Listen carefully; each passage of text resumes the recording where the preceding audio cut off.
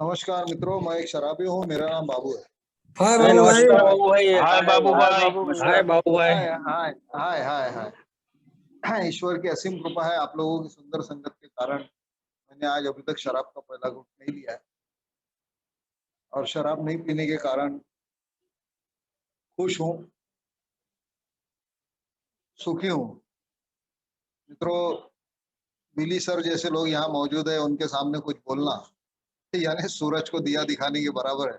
इन्हीं लोगों से मैंने ये सारी चीजें सीखी है अपनी जिंदगी। मेरी जिंदगी तो बड़ी अस्त व्यस्त थी, एकदम दुनिया भरे का उधम मचा दिया था मैंने अपनी जिंदगी में। शराब पी पी कर सत्यानाश कर दिया था अपने अपने ही जीवन का। इस किस्म से थे मेरी जिंदगी चल रही थी, लेकिन अल्कोहलिक्स अनोनिमस का मैसेज मिला, और आप जैसे लोग यहाँ मौजूद हैं, मेरे पहले बैठे हुए थे मुझे बताने के लिए कि ये प्रोग्राम क्या है।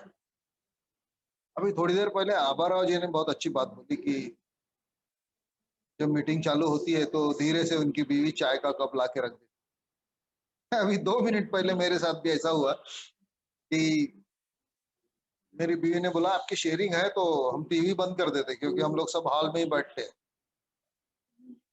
तो मैं उनको तुरंत जवाब दे पाया मैं कि मेरी शेयरिंग के कारण या मेरे प्रोग्राम के कारण तुम लोगों को सजा क्यों भाई?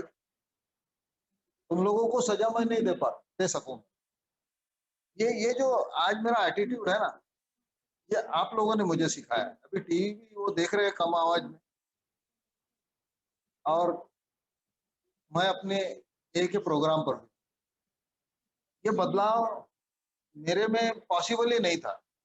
मैं तो अल्कोहलिज्म को ही नहीं मानता था। अरे अल्कोहलिज्म तो छोड़ो, मैं शराब छोड़ने के लिए नहीं आया था अल्कोहलिक्स अनोनिमस। मैं तो नए बेवड़े ढूंढने आया था। बाहर कोई पैसे देते नहीं थे, शराब पिलाता नहीं था, दुनिया भर के लफड़े हो गए थे, कर्जे हो गए थे। मैं नए बेवड़े देख रहा था, इधर कोई नए बेवड़े मिलेंगे और उनके साथ पीने को मिलेगा, लेकिन ऐसा हुआ नहीं। पता नहीं क्या था, कैसे ईश्वर की मेरे पे दया थी। हमारे पुराने लोग बोलते थे उस वक्त, उस जमाने में, कि जिसको अल्कोहलिक्स अनोनिमस की जरूरत होती है ना, वो अल्कोहलिक्स अनोनिमस को बराबर ढूंढ लेता है। या दूसरी भाषा में, अल्कोहलिक्स अनोनिमस जिसको ईश्वर को देना होता है, बराबर वो अल्कोहलिक्स अनोनिमस के प्रोग्राम तक पहुंच ही जाता है। वो कितने भी जंगलों में हो, गाँव में हो, खेड़े में हो, ये बहुत अच्छी चीज वो बोला करते थे। और इसी के कारण ये जो उनके शब्द है आध्यात्मिकता से भरे हुए होते थे। मैं टिका रहा, जुड़ा रहा, और ये जो मेरी फेलोशिप है अल्कोहलिक्स अनोनिमस, मैं दुनिया भरे के लफड़े किया मैंने अल्कोहलिक्स अनोनिमस में। किसी को कुछ भी एंड संड बोल देता था शुरुआत में। अबे मेरे को सिखा रहा क्या, जा अपना काम कर। अल्कोहलिक्स अनोनिमस के मेंबरों को बोलता था। कम उम्र थी, ना समझ था मैं, 22 साल की उम्र थी, बदतमीजी से कोई भी जवाब देता था। मैं तो ये चाहता था कि कोई एक आधा व्यक्ति मुझे बोले कि अरे भैया तुम बहुत ज्यादा यहाँ गड़बड़ कर रहे हो, तुम अभी कल से अल्कोहलिक्स अनोनिमस में नहीं आना, क्या ये तुम्हारे लिए नहीं है। इस किस्म की हिंट भी अगर मुझे मिल जाती ना, तो मैं अल्कोहलिक्स अनोनिमस से गायब होने को एक पैर पे तैयार था। लेकिन देखिए, मेरे जैसा आदमी, एकड़ एक नंबर का अहंकारी, अपनी शक्ति पर ही भरोसा रखने वाला, ईश्वर को बिल्कुल नहीं मानने वाला, और जिसने ईश्वर का नाम लिया ना, उसको मैं सीधा बोलता था, वो बाप दिखाओ नहीं तो श्राद्ध करो। ऐसी सीधी सीधी बात। ये टेक्निकल जमाना है, साइंस का जमाना है, यहाँ कहाँ ईश्वर ईश्वर का नाम ले रहे हो आप। ये सारी चीजें मैं साफ साफ बोलता था चालू मीटिंग में। इसके बावजूद आप लोगों ने मुझे इतना सहा कि सिर्फ अल्कोहलिक्स अनोनिमस में हो सकता है मित्र, कहीं और नहीं। और अगर आपने ऐसा नहीं किया होता तो मेरी जान नहीं बची होती। मैं शुक्रगुजार हूँ आप लोगों का कि मेरी जान बच गई, मैं जिंदा हूँ आज। मेरे साथ पीने वाले मित्रों, आपको यकीन नहीं होगा, एक भी मेरा मित्र जिंदा नहीं है, एक भी। आज मेरी उम्र 64 साल की है, मेरे उम्र का एक भी आदमी मेरे साथ पीने वाला जिंदा ही नहीं है। मेरे कोई भी दोस्त सब के सब मर गए। मेरा भी नंबर लगने वाला था, उनके भी पहले, क्योंकि मैं उनसे भी ज्यादा पीता था। मैं एक ही नशा नहीं करता था। मैं सिर्फ दारू नहीं पीता था, गांजा भी पीता था, चरस भी पीता था, अफीम भी पीता खाता था। क्यों मिल गया वो? मैं मेडिकल कॉलेज में था, ड्रग्स के बारे में मुझे अच्छी जानकारी है, तो ड्रग्स भी ले लेता था।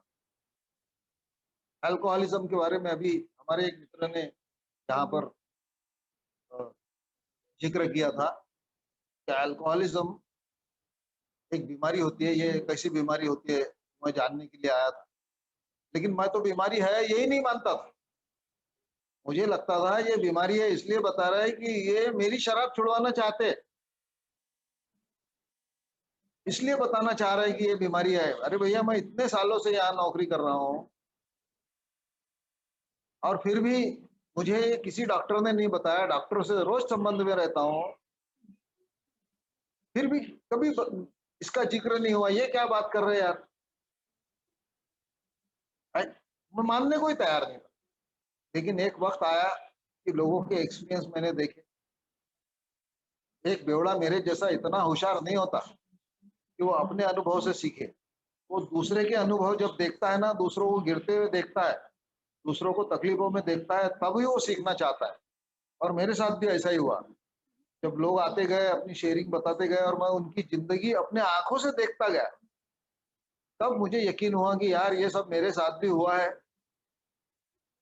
और मैं अभी लंबा होने वाला था, साला ये मुजोरी बंद करना चाहिए मैंने। और अल्कोहलिज्म के बारे में जो स्वरूप मुझे मेरे सामने आया, जितना अल्कोहलिक्स अनोनिमस में इसको शेयर किया जाता है ना मित्रों, दरअसल इससे कई गुना ज्यादा ये खतरनाक बीमारी है। हम एक्सप्लेन ही नहीं कर सकते इसको एक स्ट्रोक में। हम दो चार ही चीजें इसकी शेयर करते हैं। अल्कोहलिज्म अपना स्वरूप बदलते रहता है। जैसे जैसे मैं इस प्रोग्राम पर आगे बढ़ता हूँ, अल्कोहलिज्म अपना स्वरूप बदल देता है।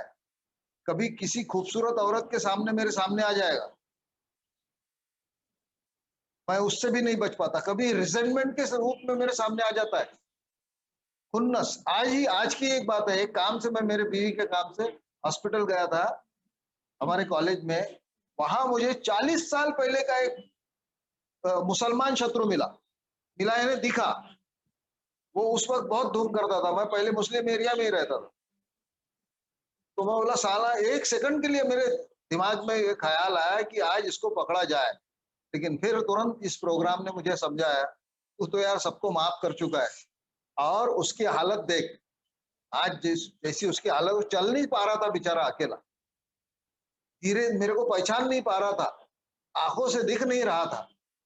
लेकिन प्रॉब्लम उसका नहीं है। मैं बताना ये चाहता हूँ कि अल्कोहलिज्म का स्वरूप देखिए। इतने सालों के बाद भी मेरे दिमाग में एक ख्याल आया कि इसने किसी जमाने में गड़बड़ की थी, आज इसको सबक सिखाना चाहिए। ये मेरी जो सोच है, ये आज भी है मेरे अंदर। और इसीलिए अल्कोहलिक्स अनोनिमस में मैं जब तक आता रहूंगा, तब तक सुरक्षित रहूंगा। ये मुझे बहुत अच्छे से समझ में आ गया है। मैं कभी अल्कोहलिक्स अनोनिमस से भाग नहीं सकता। अल्कोहलिज्म और अपने स्वरूप बदलता है। कभी इजी मनी के चक्कर में मैं पड़ जाता हूँ, जुआ, सट्टा और दूसरे तरीके से पैसे कमाना, ताकि मुझे ऐसा लगना शुरू हो जाता है कि ये जो पैसा है, ये लाके अब मैं रिकवरी के चक्कर में अपने परिवार को खुश कर दूंगा। लेकिन ऐसा होता नहीं है। हराम का पैसा मेरे परिवार को कभी खुश नहीं कर सकता। ये आध्यात्मिक नियम है। और ये अल्कोहलिक्स अनोनिमस नहीं, हजारों साल पहले लिखा गया है कि कोई भी गलत तरीके से आया हुआ पैसा ना मुझे ना मेरे परिवार को सुख नहीं दे सकता। पॉसिबल ही नहीं है ऐसा। अल्कोहलिक्स अनोनिमस तो सिर्फ इसको रिपीट करती है, सिर्फ बताना चाहती है। मेरा आज का विषय है ये आध्यात्मिक प्रोग्राम, आध्यात्मिक मार्ग। मैं ये बताना चाहता हूँ कि मैं तो आध्यात्म से कोसों दूर था।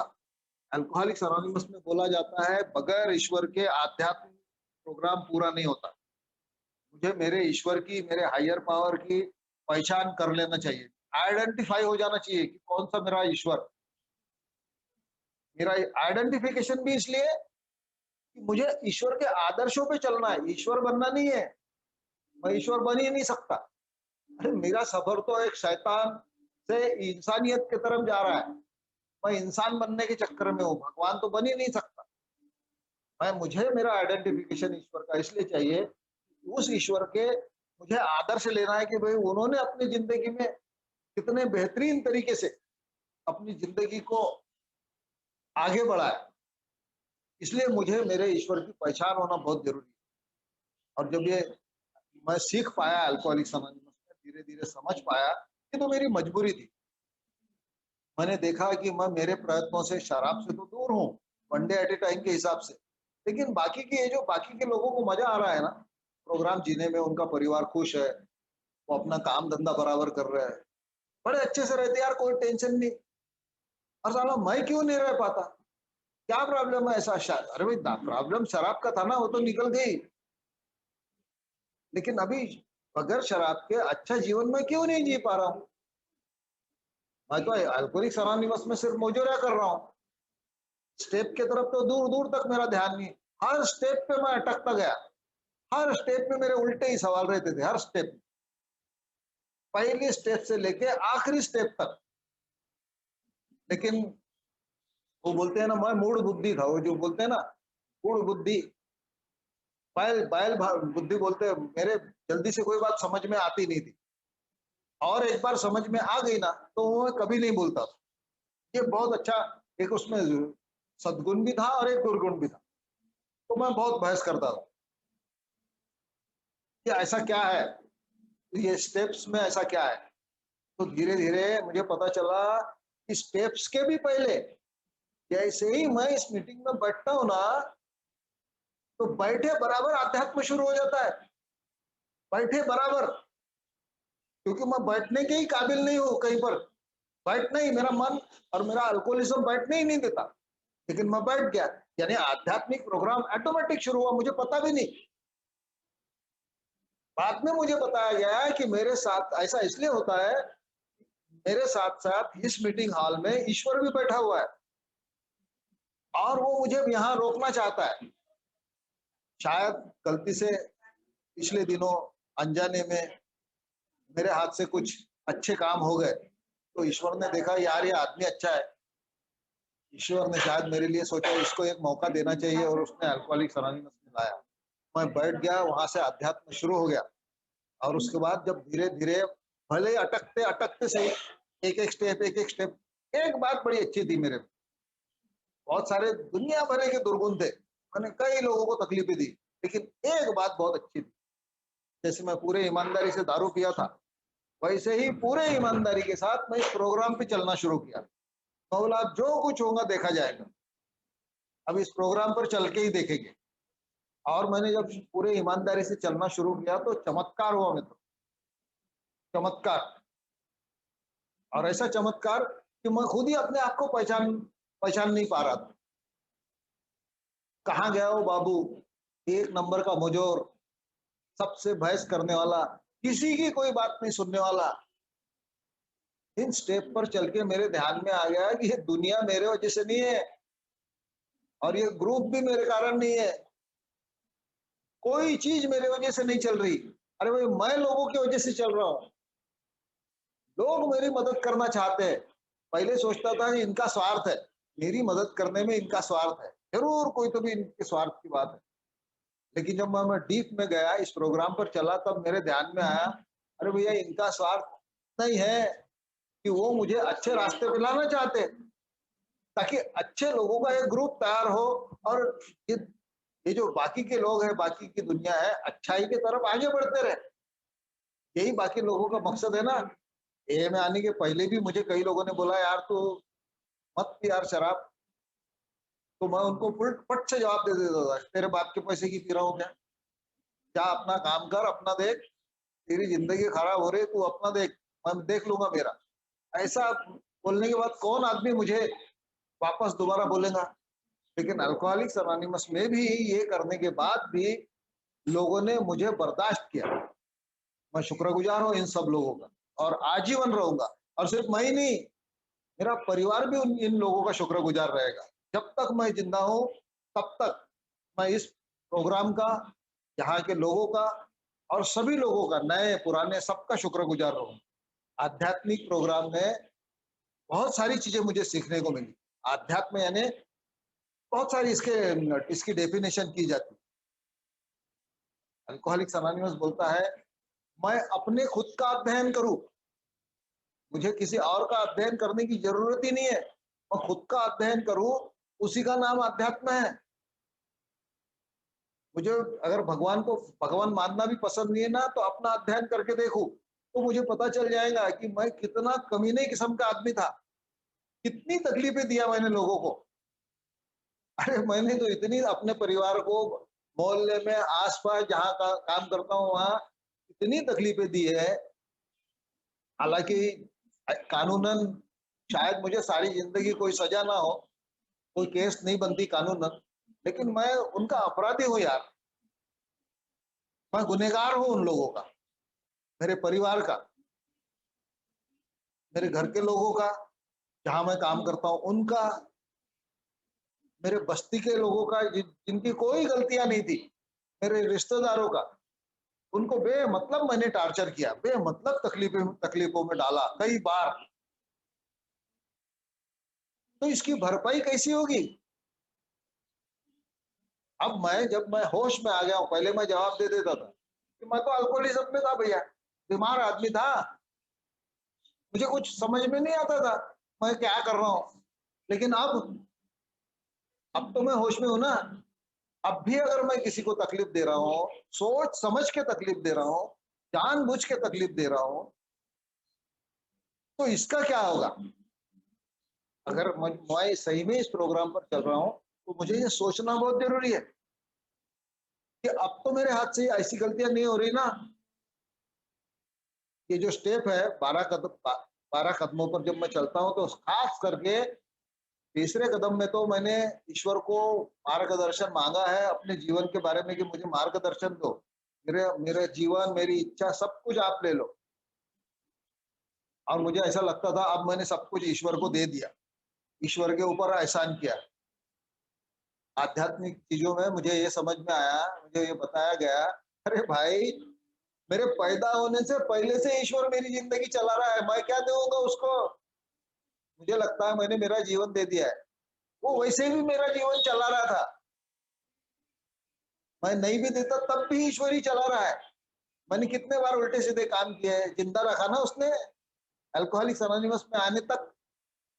कम से कम अब तो शुक्रगुजार रहो। अब तो ये समझो कि मेरे हाथ से क्या क्या गलतियां हो रही है उसका रिफंड करूं, कहाँ कहाँ मैंने तकलीफें दी है। और फोर्थ एंड फिफ्थ स्टेप इतनी महत्व की है, यदि इन चीजों की तरफ मैंने ध्यान नहीं दिया, अपने आप के बारे में जानकारी मैंने खुद नहीं जाना, मुझे दूसरे को बताने का है नहीं। ये सब करना इसलिए है कि मुझे मेरी जिंदगी खुद ठीक करना है, कोई दूसरा करने वाला नहीं है। ये बात मुझे समझ में आ गया। मेरा जीवन, मेरी जिंदगी, मेरी तकलीफें मैं खुद ही ठीक कर सकता हूँ।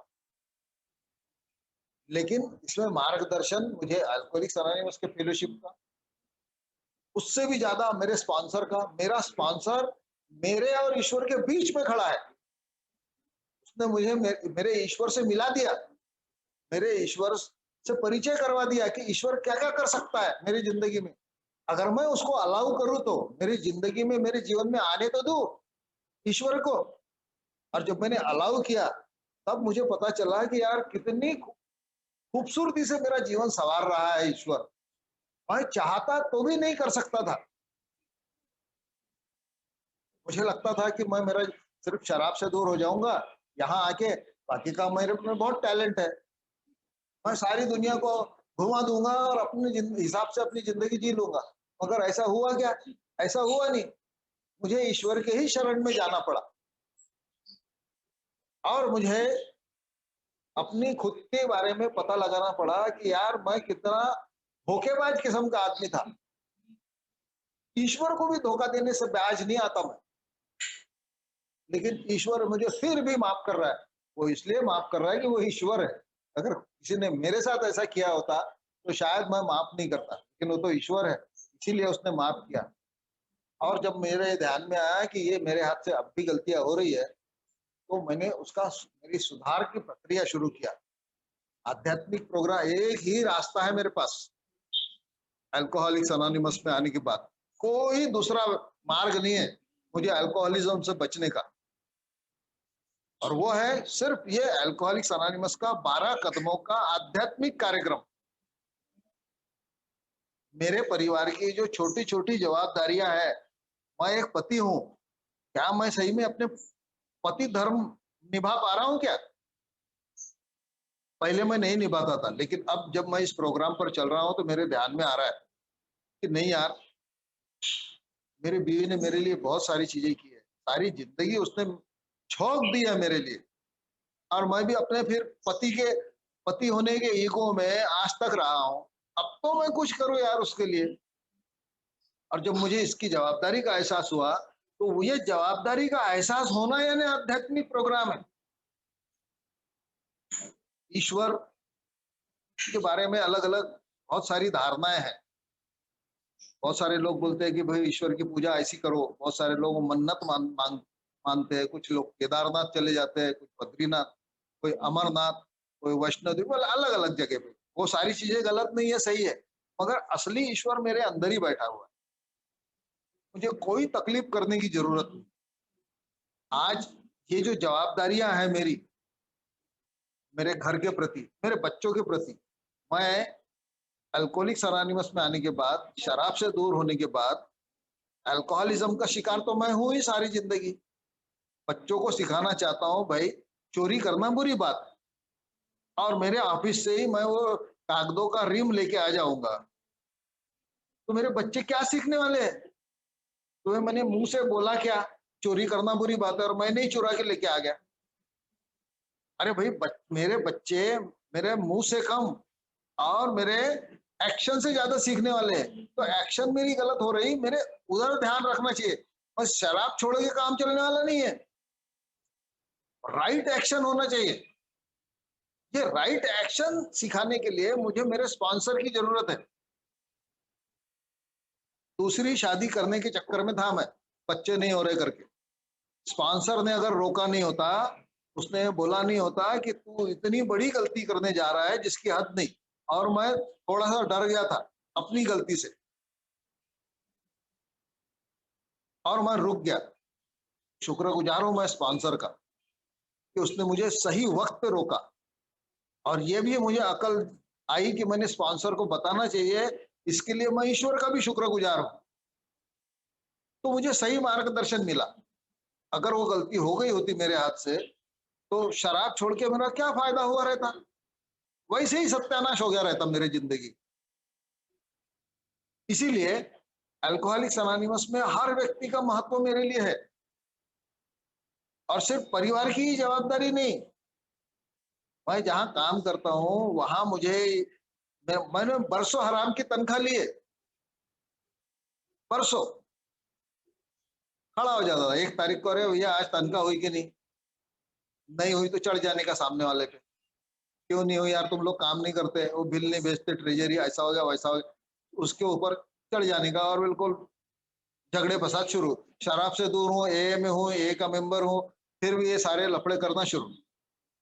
स्पॉन्सर से डिस्कस करते वक्त एक दिन स्पॉन्सर ने बोला, अबे तू ये जो करता है, इस जो तनख्वाह तू लाता है, जिस पैसों से तेरे बीवी बच्चे पेट भर रहे, तू पेट भर रहा, उतना काम करता है क्या?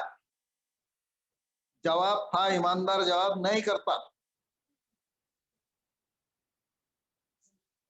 अब उस स्पॉन्सर ने बोला, यार उतना काम तो कर कि तेरे बीवी बच्चे पेट भर सके, हराम की तनख्वाह लेने खड़ा हो जाता है तू। बिल्कुल सही बात थी, शब्द उसके हार्ड थे, लेकिन बात सच्चाई थी। तब मुझे मेरा परिचय मेरे काम से हुआ। मैंने काम कर रहा हूं यानी कोई एहसान नहीं कर रहा हूं, मैंने मेरा काम बड़े प्यार से करना चाहिए। मेरे काम से मुझे प्यार होना चाहिए। मैंने वो नौकरी चुना है तो मेरा पैशन होना चाहिए। मेरे काम में मेरे को महारत हासिल होना चाहिए। पूरे दिल से मैंने काम करना चाहिए, पूरी ईमानदारी के साथ काम करना चाहिए। अब उस तनख्वाह का, वो जो तनख्वाह है ऑटोमेटिक खूबसूरती में बदल जाएंगी। और जहां जहां मैंने संबंध खराब किए हुए हैं, वो ऑटोमेटिक ठीक हो जाएंगे। मुझे अलग से उनसे संबंध ठीक करने जाने की जरूरत नहीं है। हाँ, मैंने उनको गालियां दी, झगड़े किए, उनसे मैं माफी तो मांग ही लिया, लेकिन अब मेरे काम की बात आ गई, तो मैं मेरा काम भी ठीक से नहीं करूंगा, तो आध्यात्मिक प्रोग्राम पर चलूंगा कैसे? मैं साधु नहीं हूं। मैंने संसार छोड़ के खड़ाऊ पहन के भगवे कपड़े पहन के जंगल में नहीं निकल गया मैं। मुझे इसी संसार में रह के बाकी के लफड़ों से बचने का है, और ये इतना आसान नहीं है, क्योंकि सारे लफड़े बाहर नहीं है, मेरे अंदर ही है। वो जो लस्ट है, सिर्फ पैसों की नहीं, सिर्फ औरत की नहीं, आखिर में मान सम्मान की भी लस्ट आ जाती कि साला देखो, मैं इतने अच्छे से काम कर रहा हूँ घर में, मैं प्रमुख हूँ, ए में पुराना हो गया, तो ये लोग मेरा मान सम्मान ही नहीं कर रहे। मान सम्मान मांगने से नहीं मिलने वाला है। मान सम्मान के लिए भी मुझे दूसरों को मान सम्मान देना सीखना पड़ेगा। ये आध्यात्मिक प्रोग्राम है। क्या मैं दूसरों को मान सम्मान देता हूँ?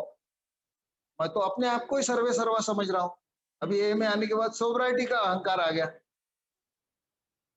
इतने साल सोबर हो गया हूँ, तब मेरी सबने सुनना चाहिए। क्यों सुनेंगे भाई? ऐसा क्या किया है मैंने कि सबने मेरी सुनना ही चाहिए? कोई मेरी बात सुनेगा नहीं जब तक मैं राइट एक्शन करूंगा नहीं। और अगर मैंने राइट एक्शन की ना, तो किसी कोई भी व्यक्ति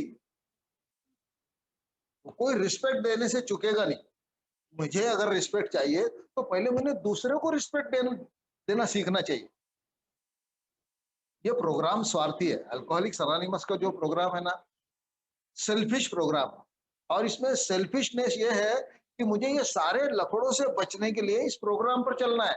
आध्यात्मिक प्रोग्राम पर पहले मुझे तो आध्यात्म से ही एलर्जी थी, फिर ईश्वर से, फिर 12 कदमों से।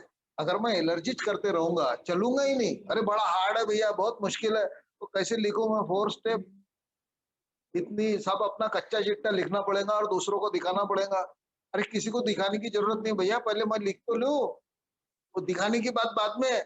और मैंने ऐसा कोई पाप नहीं किया है जो मेरे पहले किसी ने नहीं किया है। एक से एक पापी हुए, मेरे से भी बड़े बड़े पापी है इस दुनिया में, वो सबने पाप किया है। मुझे डरने और घबराने की जरूरत नहीं है, कुछ नहीं होता, ईश्वर मेरे साथ है। और एक बार इस बात का एहसास हो गया ना मुझे कि ईश्वर मेरे साथ है, तो मुझे किसी चीज की तकलीफ नहीं होती। पहले मुझे लगता था यार, मैं ईश्वर से किसी चीज के लिए प्रार्थना करता हूँ और उसके ठीक उल्टा होता है। आध्यात्मिक गुरु होते हैं हमारे इधर, प्रिस्ट लोग आते हैं, अभी भी आते कुछ फादर लोग। तो एक फादर से मैंने पूछा था, फादर मैं प्रार्थना करता हूँ और होता मेरे साथ उल्टा है। तो उन्होंने मुझे जवाब दिया था, जो प्रार्थना आप करोगे तुरंत ऊपर वाला सुनता है, तुरंत, 1 सेकंड का भी टाइम नहीं लगाता, और आपको उसमें से निकलने का मार्ग आपके लिए तुरंत सामने रख देता है। जैसे यदि मैंने गुस्से के लिए प्रार्थना की ना, तो ऐसे 2-3 लोगों को भेज देगा मेरे सामने ईश्वर, जिसके ऊपर मेरे को बहुत खुन्नस है, बहुत गुस्सा है। तो मुझे पहले ऐसा लगता था कि देखो अभी मैंने प्रार्थना किया और ऊपर वाले ने ऐसा कर दिया। एक्चुअली उसका मतलब ये है कि ऊपर वाला वो प्रैक्टिस करने के लिए भेजा है ऊपर वाले ने, कि भाई ये 2-3 लोग ले, और ये तेरे सामने आने के बाद भी तेरे को गुस्सा नहीं आना चाहिए, कंट्रोल कर, सीख। उसके लिए ऊपर वाले ने भेजा है। लेकिन मैं उल्टा सोचता था। प्रार्थना, मेरी प्रार्थना यानी क्या? मुझे लगता था बहुत लंबी चौड़ी प्रार्थना है, सेरेनिटी प्रेयर, साला कैसा होगा, जमेंगे कि नहीं, अपने को ये समझेगा कि नहीं समझेगा, बड़ा टेंशन रहता था ये प्रोग्राम का। लेकिन बहुत अच्छा सुंदर कार्यक्रम है, इसमें जवाब भी बड़ा सुंदर मिला। अरे भैया, ईश्वर से बातचीत करने का नाम प्रार्थना है। मैं ईश्वर से कभी भी बात कर सकता हूँ, कभी भी, किसी भी वक्त। और ईश्वर से पूछ सकता हूँ कि बता ईश्वर, मैंने अभी इस सिचुएशन में क्या करना चाहिए। ईश्वर मेरा दोस्त है। प्रार्थना ये एक पुकार है, पुकार। एक छोटा सा बच्चा होता है ना, जिसको भूख लगती है, तो अपनी माँ को पुकारता है और रोता है वो, माँ आके तुरंत उसको दूध पिला के ठीक कर देती है, चुप करा देती है। वैसे ही मेरी जो प्रार्थना है, मेरे माँ को, ईश्वर मेरी माँ है, मैं पुकारता हूँ, प्रार्थना है नहीं, मेरी पुकार है। तो ईश्वर, मैं इस तकलीफ में हूँ, मेरी मदद करो। ईश्वर तुरंत हाजिर हो जाता है, 1 सेकंड का भी टाइम नहीं लगाता। इस दुनिया में करोड़ों अरबों लोग हैं, सबकी प्रार्थना सुनता है वो, सबकी। पहले मुझे लगता था इतने लोग हैं यार, ऊपर वाला सुनेगा कि नहीं? अरे भैया, वो ईश्वर है। और ये तो मुझे अब महसूस हो रहा है कि ईश्वर मेरे साथ है। वो तो मेरे, जब मैं पैदा हुआ ना तब से मेरे साथ है, मुझे कितनी मुसीबतों से बचाया, कितने एक्सीडेंट हुए मेरे, उनसे बचाया, कितनी लोगों को मैंने तकलीफ दी है, उनकी नजरों से बचाया, उनकी मार से बचाया, उनके गुस्से से बचाया। तब मुझे एहसास नहीं था कि ईश्वर उस वक्त मेरे साथ था। आज मुझे एहसास है कि ईश्वर उस वक्त भी मेरे साथ था, आज भी मेरे साथ है। यह है आध्यात्मिक विकास का, विकास की पहचान। अगर मुझे इसका एहसास हो जाता है तो मुझे इस प्रोग्राम में धीरे धीरे धीरे धीरे आगे बढ़ने से कोई नहीं रोक सकता। और दूसरी बात ऐसी होती है कि जब जब मैं किसी तकलीफ में होता हूं, तब तब ईश्वर को पुकारता हूं। और खुशियों में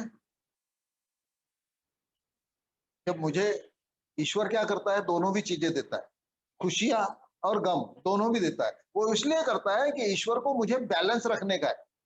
अगर मुझे सिर्फ खुशियां ही मिलती जाती है तो मुझे खुशियों का आनंद उतना नहीं आता, थोड़ा सा उसके विरोध में भी कुछ चीजें जाती है। तो दोनों भी चीजों के लिए मैंने ईश्वर से शुक्रगुजार होना चाहिए। मैं मुसीबत में रोते रहता हूँ, ईश्वर ने मुसीबतें, प्रॉब्लम, संकट इसलिए देता है ईश्वर, इसलिए नहीं कि मैं उसको हमेशा याद करते रहूं। ईश्वर को इसकी कोई जरूरत नहीं है, उसको करोड़ों अरबों लोग हैं याद करने वाले। उसकी तारीफ करने के लिए भी ईश्वर मुझे मुसीबतें नहीं देता। ईश्वर मुझे मजबूत करने के लिए वो मुसीबतें देता है, और मैं वहीं अटक जाता हूँ। मेरी मुसीबतों को मैं चर्चा में लाऊं, मेरे स्पॉन्सर के चर्चा में लाऊं, यानी गांव में नहीं, पूरे गांव में मुझे चर्चा करने की नहीं है कि देखो भैया मैं तो इतने बड़े मुसीबत में आ गया। मेरी ये जो रोने की आदत थी ना पहले, छोटी सी बात हो गई तो मैं रोना शुरू कर देता था। अरे यार, वो आपने बोला था कि ईश्वर सब मदद करता है, कहाँ क्या है, देखो इतनी बड़ी मुसीबत आ गई। मुझे मेंटली रिटायर्ड लड़की हो गई थी, मैं चिल्ला रहा था कि ऊपर वाले ने मेरे ही नसीब में डाला यार, मेरे भाइयों को क्यों नहीं दिया, वो भी तो बेवड़े, मेरे दूसरे रिश्तेदारों को देना था। रोते रहता था। जब मुझे जवाब मिला एक पृष्ठ से कि तुम अल्कोहलिक्स अनोनिमस में आ गए हो, ईश्वर ने तुमको ये बेटी दी है, इसका कुछ और मतलब है, उसने तुम्हारे पास अपनी अमानत रखी हुई है, अब तुम उसको कितने अच्छे से संभालते हो ये ऊपर वाला देख रहा है। मैं तो डर गया था कि मेरे पापों की सजा ऊपर वाले ने मुझे दिया है। लेकिन जब मुझे ये जवाब मिला, तब मुझे समझ में आया कि ऊपर वाले की इस देन को मैं बेकार ना समझूं। घबराने की जरूरत नहीं है, सब ठीक हो जाएगा। ऊपर वाला सबके हिस्से का देता है, और मुझे किसी का टेंशन लेने की जरूरत नहीं है, ना मेरे बच्चों का, ना मेरे बीवी का। अरे सबका टेंशन ऊपर वाला ही लेते रहता है। मुझे सिर्फ मेरे कर्तव्य की तरफ ध्यान देने का है कि मैं उनके लिए जो मेरे हाथ में उतना तो करूं। उतना भी करने के लिए मैं कतराता हूँ, सोबर होने के बाद भी। और अगर लाना चाहता हूं तो बेईमानी के पैसे से लाना चाहता हूं, वहां मैं गड़बड़ हो जाएंगी ना। बेईमानी के पैसे अकेले नहीं आते, हजारों मुसीबत लेके आते। और वो मुसीबत सिर्फ मेरे पे नहीं, मेरी सबसे प्यारी चीज पे आती है, और वो होते हैं मेरे बच्चे। अगर मैं उनसे उनको, मेरे बच्चों को मुसीबतों से बचाना चाहता हूं, तो ये आध्यात्मिक प्रोग्राम पर चलूं, और कोई बेईमानी का पैसा घर में ना लाऊं। ये मुझे मेरे स्पॉन्सर ने बहुत अच्छे से समझाया, और मेरे ध्यान में आ गया कि साला ये गड़बड़ शायद मैं कहीं और रहता तो समझ ही नहीं पाता, मेरे हाथ से हमेशा होते रहती थी। तो जब भी मैं कैसी भी मेरी परिस्थिति रही, आज मेरी परिस्थिति जो भी है, जैसी भी है, मैं मेरी परिस्थिति में बिल्कुल खुश हूँ। मेरे को कोई प्रॉब्लम नहीं है। अभी मैं रोता नहीं हूँ, मैं शुक्रगुजार हूँ ऊपर वाले का कि उसने जैसी भी मेरी मुझे परिस्थिति दी है, मैं खुश हूँ। जैसे भी मेरे मित्र हैं बहुत अच्छे हैं, जैसे भी मेरे बच्चे हैं बहुत अच्छे हैं, जैसा भी मेरा ग्रुप है बहुत अच्छा ग्रुप है, जैसे भी मेरे मेंबर्स हैं बहुत बढ़िया मेंबर है। गलतियां, तकलीफें दूसरों में नहीं होती। मैं सारी दुनिया की गलतियां निकालते रहता था। कभी बीवी की गलती, कभी बच्चों की गलती, कभी ये मेंबर्स की गलती, कभी रिश्तेदारों की गलती, काम पर कभी ऑफिसर्स की गलती। कोई गलतियां नहीं करता, सारा गलतियों का खजाना मेरे ही पास है। मैं अपने जिंदगी का सबसे बड़ा रोड़ा खुद ही हूँ, खुद ही। लफड़ा कर लिया और डर डर आ जाता था। कोई गड़बड़ कर लिया, किसी को कुछ उल्टा सीधा बोल दिया और स्पॉन्सर के पास भागता था कि यार वो ऐसा ऐसा हो गया। अरे भैया, तूने किया क्यों ऐसा? स्पॉन्सर बोलता था, डर नाम की कोई चीज होती ही नहीं है। अगर मैं ठीक से फूक फूक के कदम रखूं, ईमानदारी से चलूं, तो मुझे लफड़े करने की जरूरत ही नहीं है। अपना वर्चस्व दिखाने के लिए, अपना बड़कपन दिखाने के लिए, अपनी ग्रैंडियोसिटी दिखाने के लिए, अपनी सीनियरिटी दिखाने के चक्कर में मैं यथार्थ भूल जाता हूँ, सच्चाई भूल जाता हूँ, सत्य परिस्थिति भूल जाता हूँ। तकलीफ वहां होती है ना, तो दूसरों में क्या प्रॉब्लम है? एक 25 साल सोबर आदमी मेरे पास आया और बोले, यार मेरे लड़के ने मेरे को एक झापड़ मार दिया। मेरे को गुस्सा तो बहुत आया। गुस्सा इसलिए आया पहले कि ये 25 साल सोबर आदमी, अच्छे क्वालिटी की सोबराइटी इसने हासिल ही नहीं किया, ठीक से प्रोग्राम पर नहीं चल रहा। लेकिन उसको मैं जो भी कुछ समझाया, समझा सका कि यार कोई गलती हो गई होगी तेरी, तू देख, और बच्चे को अच्छे से समझा। वो सिचुएशन मैंने हैंडल कर लिया। लेकिन अगर मैं इतने साल सोबर हूँ और आज भी मेरे साथ इस प्रकार के प्रॉब्लम आ रहे हैं, तो शायद प्रोग्राम लेने में गड़बड़ कर रहा हूँ यार। अल्कोहलिक्स अनोनिमस में सालों को महत्व नहीं है। मैं कितना सीनियर हूँ, कितने सालों से एए में काम कर रहा हूँ या एए में आ रहा हूँ, इससे कोई लेना देना नहीं है। मेरी क्वालिटी ऑफ सोबराइटी आध्यात्मिक है कि नहीं, मैं आज भी मेरी डिपेंडेंसी ईश्वर के ऊपर है कि नहीं, कि मैं खुद ही अपनी जिंदगी हैंडल करने की कोशिश कर रहा हूँ। इस बात को बहुत महत्व है। आध्यात्मिक प्रोग्राम में ये सबसे इंपॉर्टेंट है कि आज सारी की सारी डिपेंडेंसी मेरी ईश्वर पे होना चाहिए।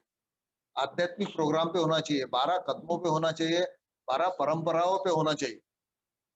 अभी भी अगर मैं ये सोच रहा हूँ ना, इतने दूर आने के बाद भी, कि मेरी वाहवाही होना चाहिए, वहीं आगे बढ़ते रहना चाहिए, मेरे ही हिस्से में सारे मान सम्मान आ जाना चाहिए, तो गड़बड़ है। और ये जब मैं इतनी सारी चीजें अल्कोहलिक्स अनोनिमस से ले लेता हूँ, तो जब मेरी देने की बारी आएगी, लौटाऊंगा कैसे? लौटाना भी तो है ना। और लौटाने के लिए मुझे अल्कोहलिक्स अनोनिमस के मीटिंग में जाना पड़ेगा कि नहीं? घर बैठे बैठे नहीं लौटा सकता। मुझे कैरिंग ये मैसेज कैरी करना पड़ेगा दूसरे तक। अल्कोहलिक्स अनोनिमस का खूबसूरत मैसेज, ये ईश्वरीय संदेश है। मेरा संदेश है क्या? मुझे ईश्वर ने संदेश वाहक बनाया है, लेकिन मैं उसका दुरुपयोग कैसे करता हूँ? जब मेरी वाहवाही होती है, वहां पर मेरे बारे में लोग बहुत रिस्पेक्ट करते हैं कि यार ये भी देखो हमारे बच्चे को या हमारे बेटे को सुधारने आया है, या हमारे पति को सुधारने आया है, तो मुझे मेरी कॉलर टाइट हो जाती है। मैंने बहुत ए में बहुत काम किया है शुरुआत के दिनों, तो मुझे यही लगता था कि कितना रिस्पेक्ट मिल रहा है आप लोग, वाह। तब मुझे मेरे स्पॉन्सर ने बोला था, मैं बहुत नसीब वाला हूँ, बहुत बढ़िया स्पॉन्सर मिला था। उसने जवाब दिया था, अबे बोले, ये जो तेरे को रिस्पेक्ट मिल रहा है ना, ये तेरा नहीं है, ये अल्कोहलिक्स अनोनिमस का है।